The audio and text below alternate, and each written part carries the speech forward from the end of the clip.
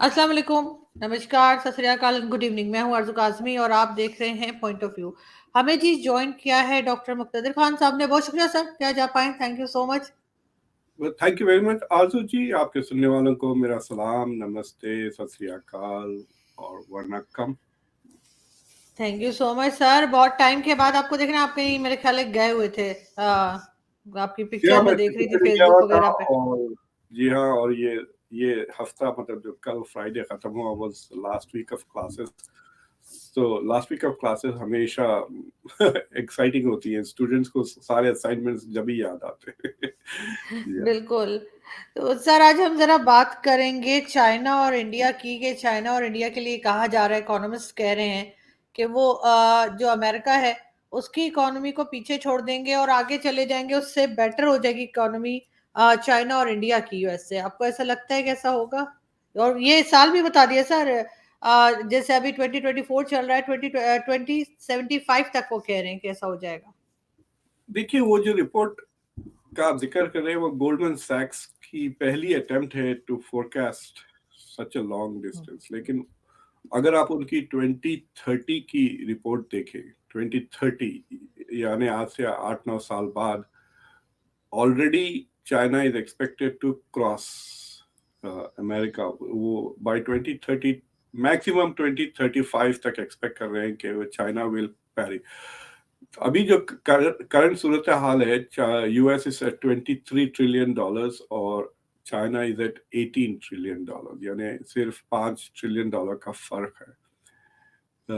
America America की 77% कुछ है चाइना। लेकिन अगर आप 2000 में देखते हैं, 20 साल पहले, तो China was like 10% of the US. तो इतनी तेजी से वो इधर से ऐसा आ गई है तकरीबन, and it will cross over. लेकिन अगर आपने वो रिपोर्ट देखा होगा, दैट रिपोर्ट आल्सो प्रिडिक्ट्स के द पेकिंग ऑर्डर जो है, चाइना, इंडिया, यूएस, उसके बाद इंडोनेशिया, उसके बाद नाइजीरिया, और छठी पोजीशन पे दे आर प्रिडिक्टिंग पाकिस्तान। सो वो 2075 ईयर की बात है। लेकिन वो 2075 ईयर में अगर projections हो रहे हैं, it's also because of the growth in populations. So मिसाल के तौर पे Pakistan will become the third biggest country। बाज लोगों का estimate है कि आप 500 billion तक चले जाएंगे population में, अगर कंट्रोल नहीं हुआ।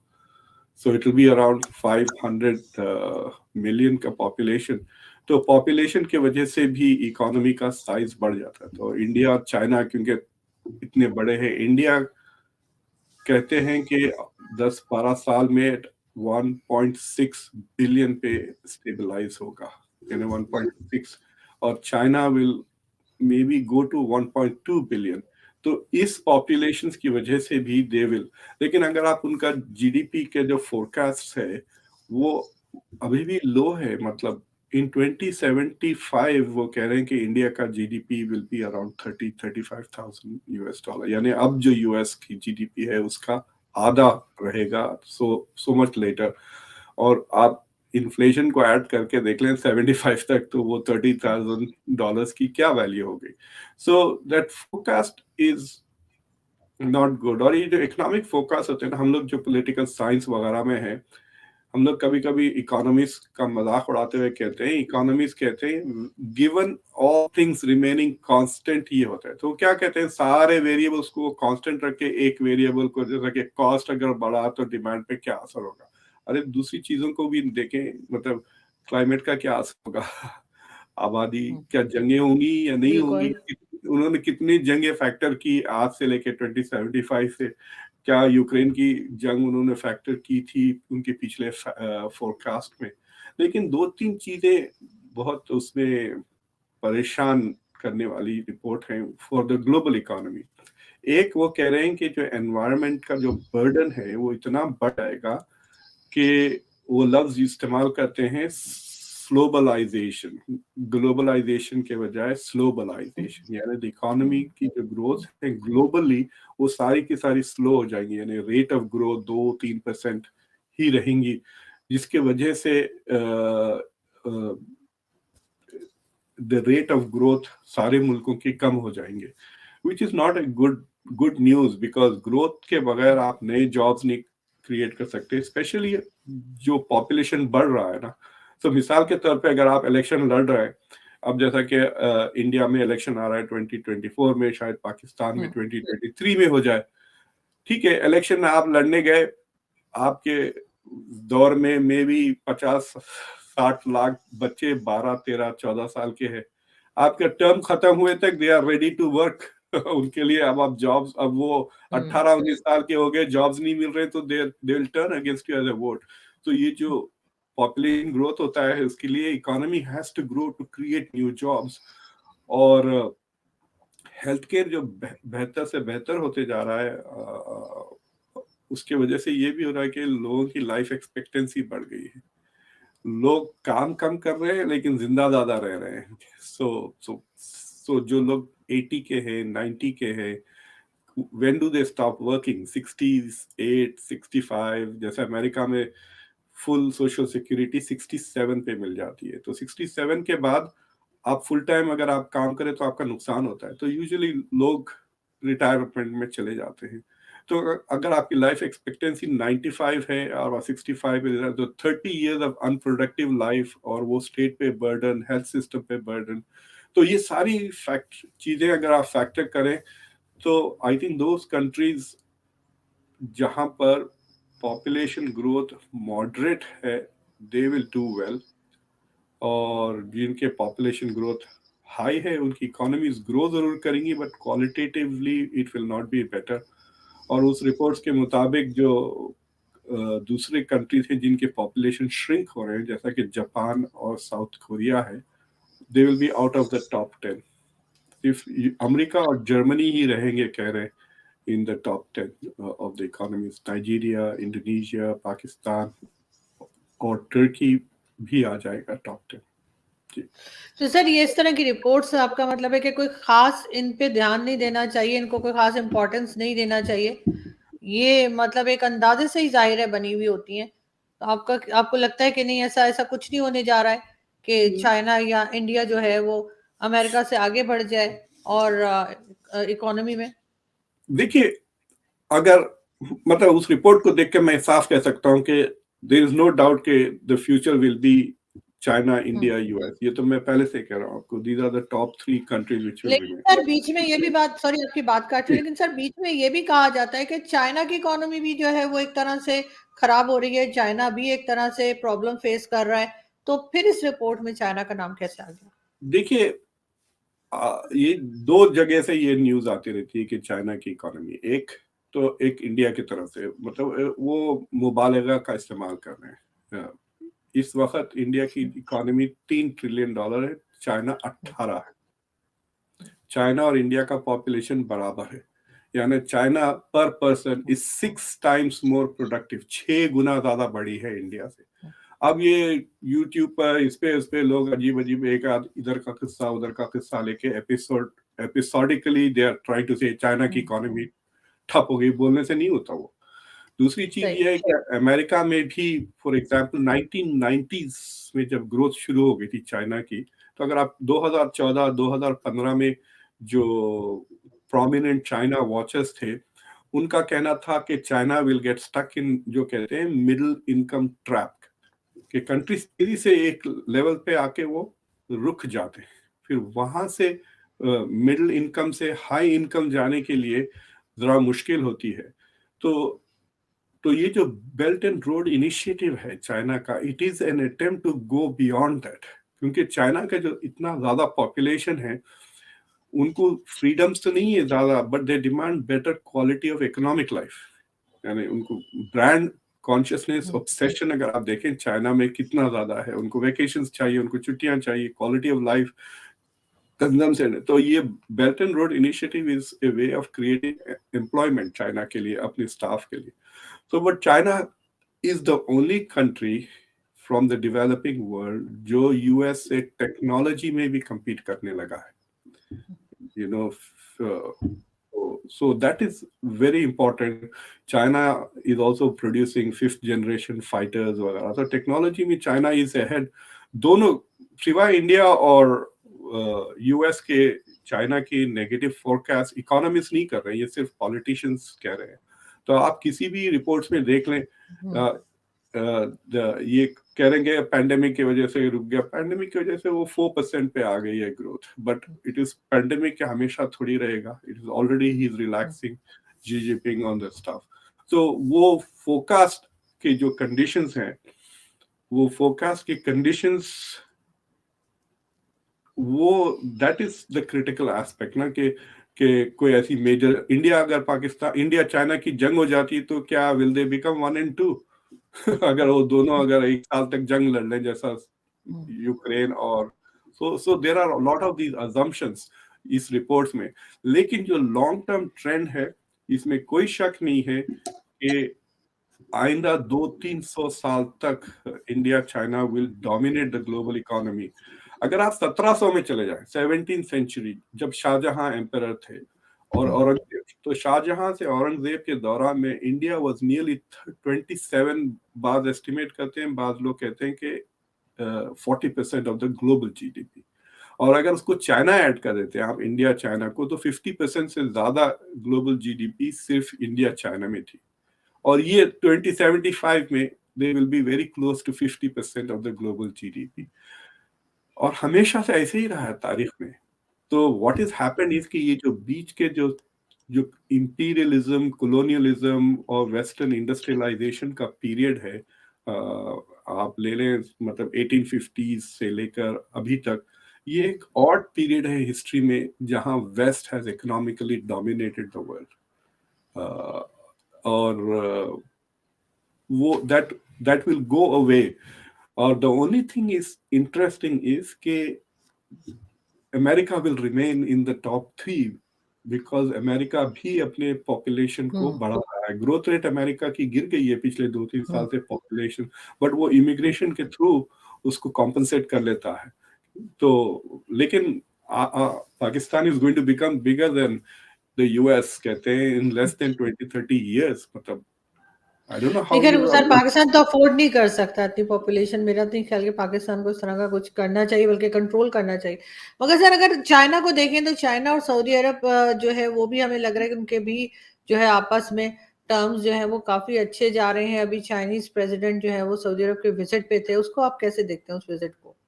देखिए, वो I think that is going, उन्होंने 34 एग्रीमेंट साइन किए और some of them are very interesting. मतलब उससे साफ नजर आ रहा है कि they are also looking beyond oil, global economy, future economy beyond oil, उस पे भी उनकी नजर है।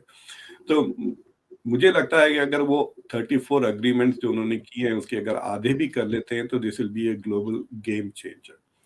पहली चीज तो ये हो गई है कि अमेरिका जो स्टडीली विड्रॉ हो रहा है मिडल ईस्ट से, जो पावर वैक्यूम क्रिएट कर रहा है, उसमें चाइना को अब फॉर्मली एंट्री हो गई है, या दरवाजा खोल दिया है सऊदी अरब ने।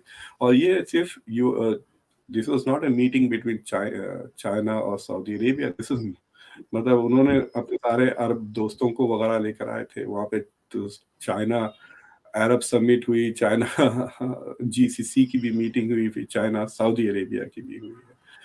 तो उसमें कई चीजें हो रही है। एक तो चाइना का मेजर एफर्ट ये है कि जो ट्रेड है उसको युआन में कन्वर्ट कर दे जितना ज्यादा हो सके। चाइना और सऊदी अरेबिया का जो mutual trade already is more than double of the US in terms of oil वगैरह। चाइना का सबसे बड़ा ऑयल सप्लायर सऊदी अरेबिया है, in spite of the fact कि रशिया उसको डिस्काउंट पे दे रहा है। रशिया से जो वो तेल खरीद रहे हैं, इट कुड बिकम परमानेंट अगर वेस्टर्न सैंक्शंस परमानेंट रहे, but I am not sure कि वो रशिया उसको हमेशा डिस्काउंट पे देगा। तो so they will come back to western Arab oil. दूसरी चीज ये है कि जो Saudi Arabia has become insecure about America की सिक्योरिटी गारंटीज, और अमेरिका में काफी पिछले 2 साल से एंटी सऊदी रेटरिक हुई है। तो मैंने अभी एक्चुअली एक शो किया है मेरे शो पर ऑन दिस रिलेशन, जिसमें मैंने वीडियोस लगाए हैं बाइडेन की तकरीर की, आर्टिकल्स लगाए हैं जिसमें we need to rethink our relations with Saudi Arabia. तो इस तरह से अमेरिका में धमकियां दे रहे थे सऊदी अरेबिया को कि भाई वी विल अबैंडन यू, और हम आपको हथियार नहीं बेचेंगे, और हथियार बेचना एकदम रोक दिया है अमेरिका में। तो मेरे ख्याल से Saudi Arabia has moved faster than the US इस मसले पर कि आप मुझे तलाक देने से पहले मैं आपको ये तलाक ये 2 तलाक दे रहे हूँ, अब तीसरी बाकी है। तो so that is what Saudi Arabia has done, I think, कि it has preempted America। और यहाँ पे बड़ा गुस्सा है उसकी वजह से। आपने देखा $450 मिलियन अमेरिका ने इमीडिएटली अनाउंस कर दिया कि ताइवान को हम दे देंगे। This is like a revenge against China. But अगर ये अग्रीमेंट्स होते हैं तो China is in the middle east in a big way, क्योंकि इन्वेस्टमेंट्स काफी ज्यादा हैं। ऑलरेडी अरामको ने चाइना में $10 बिलियन इन्वेस्ट कर दिया है ऑयल रिफाइनरी में। This is the biggest foreign single investment in China. और चाइना की तरफ से भी ये जो, तो इनके 2 प्रोजेक्ट्स हैं, एक बेल्ट एंड रोड इनिशिएटिव है चाइना का, और सऊदी अरेबिया का 2030 विजन है। तो इन दोनों को लेकर वो इन्वेस्टमेंट्स बढ़ाना चाह रहे हैं। और एक इंटरेस्टिंग चीज ये कि सऊदी अरेबिया ये का जो सॉवरेन वेल्थ फंड्स होते हैं ना, ये जो मुल्क जिनके पास सरप्लस कैश है, दे क्रिएट इन्वेस्टमेंट फंड्स। तो Saudi Arabia is also going to start investing in China through its sovereign wealth fund. तो एक किस्म से दोनों एक दूसरे में, जब एक मुल्क दूसरे मुल्क में इन्वेस्टमेंट्स करता है उसमें डिपेंडेंसी भी बढ़ जाती है। तो अगर आप बहुत सारे पैसे डाल के बैठे हुए हैं दूसरे मुल्क में, तो आप मजबूरन आपके ताल्लुकात will have to be good because you can't afford to have bad relations। तो in that sense वो एक दूसरे को यूं कहिए कि लॉन्ग टर्म रिलेशनशिप में मजबूर कर रहे हैं। अगर 2 लोग क्विकली शादी करके रेंट करें अपार्टमेंट, या शादी करके एक बहुत ही बड़ा घर खरीद ले जिसकी मॉर्गेज बहुत ज्यादा होता है, you can imagine how long they will have to stay together. तो financial implications of separation will be higher. तो that is what China is doing with Saudi Arabia के सऊदी अरेबिया को कमिट कर रहा है for a long term relationship. और मुझे लगता है कि there are lots of Arab मुल्क वो ज्यादा खुश नहीं है अमेरिकन फॉरेन पॉलिसी से। आजकल अमेरिकन फॉरेन पॉलिसी मुझे लगता है कि इजराइल का चाय वाला बन के रह गया। चाय लेकर आओ, बिस्किट लेकर आओ, यूएन में जाके सैंक्शंस करवा दो, इब्राहिमिक लिंक्स करा दो। अगर आप देखें जो जी की जो अचीवमेंट की लिस्ट है, 34 एग्रीमेंट्स आपने देखा होगा, सऊदी एम्बेसी वगैरह उसको सब पब्लिश जी किया है। मैंने जाके कंपेयर किया कि जब बाइडेन गए थे एमबीएस से मिलने, उनकी 3 ही अचीवमेंट्स थे। और एक अचीवमेंट ये था कि Israeli flights over Saudi Arabia, 2 Israel के लिए थे, एक वो आर्म्स के बारे में था जो बंद कर दिया। तो there was no advancement in US interest या सऊदी इंटरेस्ट बाइडेन की ट्रिप से, सिर्फ इजराइल को फायदा हुआ। और वो जो थोड़ा बहुत 1-1.5 महीने के लिए तेल की कीमत एमबीएस ने कम कर दी वो फोटो के बदले, फोटो ऑप के बदले, और that was the only development. तो इस तरह से the people in the middle east जो काफी डिपेंडेंट है अमेरिका पे डिफेंस के लिए और दूसरी चीजों के लिए, गाइडेंस के लिए, आर अनहैप्पी कि they are not getting the same attention जिसके वो आदी थे। और दूसरी चीज ये है कि ये जो कॉन्सेप्ट है जो खासतौर से इंडिया के फॉरेन मिनिस्टर जयशंकर साहब कहते रहते हैं कि the world is going to become a multipolar world. तो ये multipolar world is a code word for a world with less American influence. अगर अमेरिका का इन्फ्लुएंस उतना ही रहता जो पहले था तो it will be a unipolar world. तो सऊदी अरेबिया इज आल्सो, उसकी जो फॉरेन पॉलिसी है वो वेरी मच लाइक इंडिया होती जा रही है। वो कह रहे हैं कि नहीं, we are living in a multipolar world. हमारे जो अमेरिका के साथ ताल्लुकात है हम उसको कंटिन्यू करेंगे, it is up to America. अगर अमेरिका चाहता है कि वो बढ़ाए तो वो बढ़ाए, अगर अमेरिका कम करेगा तो हम डरेंगे नहीं, हम दूसरे दोस्त बना लेंगे। लेकिन हम चाइना के साथ भी ताल्लुकात रखेंगे, रशिया के साथ भी ताल्लुकात रखेंगे, इंडिया के साथ भी ताल्लुकात भी करें। इंडिया में भी सऊदी अरेबिया ने तकरीबन $100 बिलियन कमिट किया है investment, right. So these are the broad thing. तो जैसा इंडिया कहती है कि हम सबसे रिश्ते रखेंगे, सऊदी अरेबिया भी आप कह रही है कि हम सबसे रिश्ते रखें। ये मल्टी अलाइनमेंट की पॉलिसी अब काफी फैलने लगे। कजाकिस्तान भी उसको मल्टी वेक्टर पॉलिसी कहता है। तो कजाकिस्तान को देख लें आप, इनको देख लें, सऊदी अरब को देख लें, इंडिया को देख लें, सो दे आर ऑल बिकमिंग। लेकिन सर ये तो अच्छा है कि सबसे अगर सबके साथ अगर वो हो, टर्म्स हो, सबके साथ बातचीत हो तो अच्छा है, बजाय इसके कि ब्लॉक बना के बैठ जाते हैं कि ये 2 साथ हैं और वो 3 साथ हैं। देयर आर मुश्किलात अलग पैदा होती हैं। अब देखिए फॉर एग्जांपल सऊदी अरेबिया की जो डिफेंस इंफ्रास्ट्रक्चर है, उनका आर्किटेक्चर है, वो हेविली अमेरिकनाइज्ड है। उनके पास काफी एडवांस्ड, मतलब शायद इजराइल और नेटो के मुल्कों के अलावा सऊदी अरेबिया एक ऐसा मुल्क है जिसके पास एडवांस्ड वेपनरी है। मेरे ख्याल से शायद पाकिस्तान से भी ज्यादा एडवांस्ड अमेरिकन वेपन्स है उनके पास। तो अब चाइना का जो मिलिट्री अरेंजमेंट्स होंगे और खासतौर से आईटी में जो एडवांसमेंट्स हो गए, हुआवे उनकी जो कंपनी है चाइना की, उसके साथ भी काफी डील्स हो रहे हैं। तो उससे देयर इज ए चांसेस के there will be lot of leak of technology. America में पिछले 25-30 साल से एक मुसलसिल चाइना के खिलाफ 2 शिकायतें कांस्टेंट है कि चाइना करेंसी मैनिपुलेट करता है, दूसरा बिजनेस एस्पियोनाज के सीक्रेट्स चुराता है, साइंटिफिक सीक्रेट्स बार बार चुराता है। इसमें इजराइल भी काफी चाइना को अमेरिकन हथियार वगैरह लिटरली बेच दिए, sold American technology to China. तो अमेरिका में बहुत शिकायतें हैं कि they are going to steal. तो Saudi Arabia could also become a venue जहाँ पे ऑलरेडी एडवांस अमेरिकन टेक्नोलॉजी है, और अगर चाइना इमीडिएटली आता है to contribute to the defence infrastructure, वो उसको समझ में आ जाएगा ना। It's so that is some of the challenges जो आने वाले हैं। लेकिन कैन चाइना डिलीवर, ये भी तो सवाल है ना। Can China deliver? Is China as reliable a partner? America ने तो सऊदी अरेबिया के लिए एक जंग भी लड़ी है। पहला gulf war was about protecting Saudi Arabia from Saddam Hussain. Kuwait के लिए उतना नहीं था वो जितना सऊदी अरेबिया के लिए था। तो मतलब America has proven in the past कि it was a good friend for Saudi Arabia.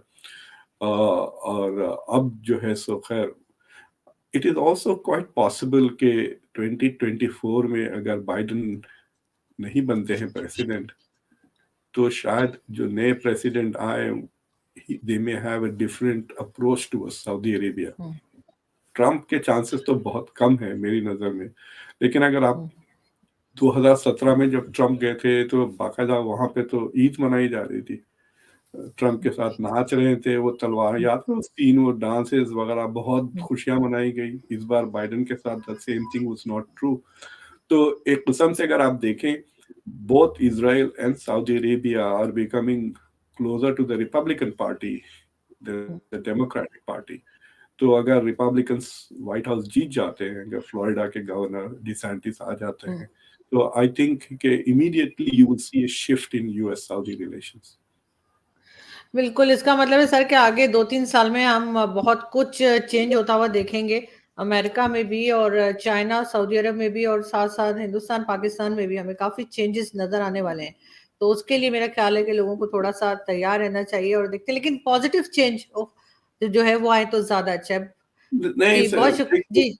एक बात मैं ये बताना चाह रहा हूँ जाते आते कि इट डिपेंड्स ऑन के अमेरिकन एलिट कैसा बात करी ना। We have miss the bus. अगर हम चाइना के साथ जंग लड़ लेते 15-20 साल पहले जी।